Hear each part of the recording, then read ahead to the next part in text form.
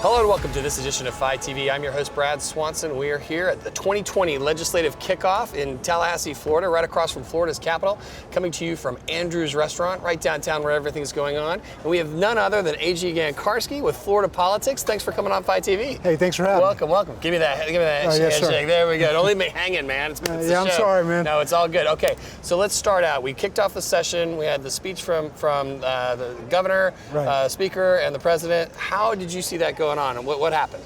Well, it's interesting. The governor basically, he celebrated what he did last term, or last year, but he brought up a lot of things he needed to get done this year, like the E-Verify solution, teacher pay, right. environmental stuff, and so on.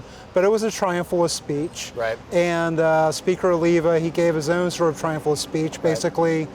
Spending is not carrying his esteem. So he's basically saying that, drawing a hard line against spending. Right. Senate President, meanwhile, talked about conciliation and working together and all these things. You know, I see it being, January session, election year.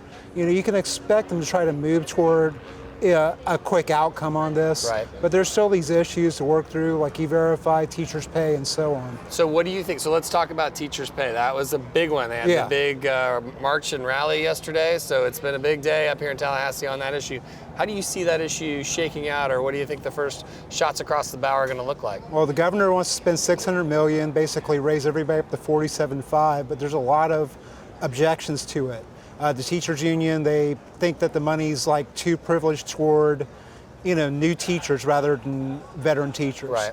Obviously, the Speaker of the House and House conservatives think that, the money should be allocated differently. Right. I think in the end, it's not going to be $47.5. There's going to be a little bit of something, kind of like half a loaf compromise. Right. Sort of like you'll see an E-Verify and things like that this year. Sure. I think you're going to see a lot of compromises because everybody wants to get home and start fundraising. Yeah, E-Verify is going to look like another issue where they're going to have to, figure out how to cut the baby, if you will, to reach a happy medium. So, absolutely. Well, AG, we're going to stay tuned to Florida Politics and Sunburn and everything else, all the great products that come out of your shop.